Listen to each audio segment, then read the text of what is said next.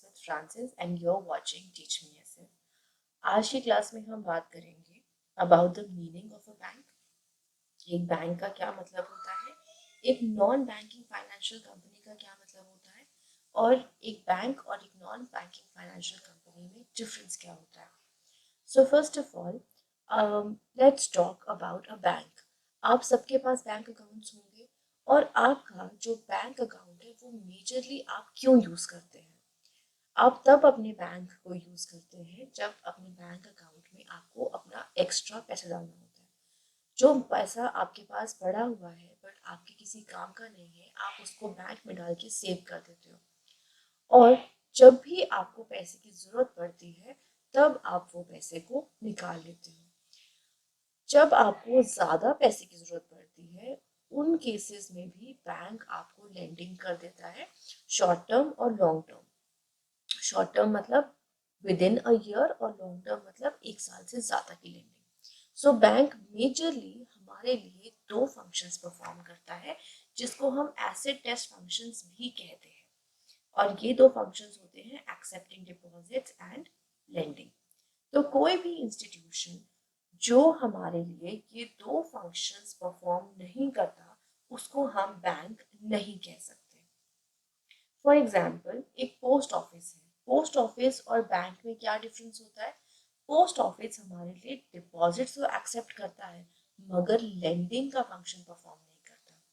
Similarly जब हम non banking financial company की बात करते हैं तो नॉन बैंकिंग फाइनेंशियल कंपनी हमारे लिए लेंडिंग तो कर देती है, हमें लेंड कर देती है वो पैसा, मगर हमारे डिपॉजिट्स वो एक्सेप्ट नहीं करती है. तो नॉन बैंकिंग फाइनेंशियल कंपनी एक ऐसी कंपनी होती है जिसके पास बैंकिंग लाइसेंस नहीं होता, वो हमारे लिए एक्सेप्ट डिपॉजिट्स नहीं कर सकती है मगर फिर भी ये बैंकिंग रेगुलेशन एक्ट के अंडर ही आती है. These companies are basically registered under Companies Act 1956 और ये लोन्स एंड एडवांसेस में और एक्विजिशन ऑफ शेयर्स और स्टॉक और बॉन्ड्स में मेजरली इंगेज होती है. इसका क्या मतलब है कि ये दो काम करते हैं, एक करता है लैंडिंग का और दूसरा करते हैं इन्वेस्टमेंट का. सो अक्वायर करती है ये share stocks and bonds, hire purchase में होती है, इंश्योरेंस बिजनेस में होती है और चिट फंड बिजनेस में होती है.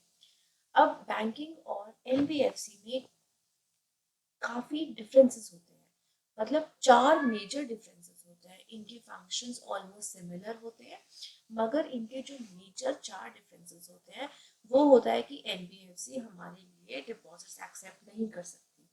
दूसरा, ये हमारे पेमेंट और सेटलमेंट सिस्टम का पार्ट नहीं होती. पेमेंट और सेटलमेंट सिस्टम का मतलब होता है कि ये हमारे बिहाफ पे किसी को पेमेंट नहीं कर सकते और हमारे बिहाफ पे किसी से हमारी पेमेंट कलेक्ट नहीं कर सकते. थर्ड डिफरेंस ये होता है कि एक एनबीएफसी अपने नाम पे चेक्स इशू नहीं कर सकता. जैसे कि बैंक होता है, जब भी आप कोई बैंक अकाउंट ओपन करते हो तो साथ के साथ आपको एक चेक बुक मिल जाती है जो बैंक के नेम पे इशू होती है. वो चेक बुक आप किसी को भी देते हो तो वो अपना पेमेंट आपके बैंक अकाउंट से कलेक्ट कर सकता है.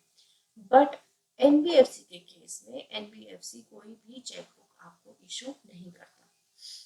फोर्थ डिफरेंस है कि हमारे बैंक में हमारे जितने भी अकाउंट्स होते हैं उनको एक डिपॉजिट इंश्योरेंस मिलता है. डिपॉजिट इंश्योरेंस फैसिलिटी मिलता है जो देता है deposit insurance credit guarantee corporation. But ये डिपॉजिट इंश्योरेंस की जो फैसिलिटी है ये एनबीएफसी को नहीं मिलती. तो ये चार मेजर डिफरेंसेस हैं बैंक्स में और एनबीएफसी में. This is all for today. आज के सेशन के लिए इतना ही है और कल के सेशन में हम बात करेंगे मेजर चार फंक्शंस बैंक के कौन से फंक्शंस ऐसे हैं जो एसिड टेस्ट फंक्शन के अलावा भी जो बैंक्स हमारे लिए परफॉर्म करते हैं. Till then take care.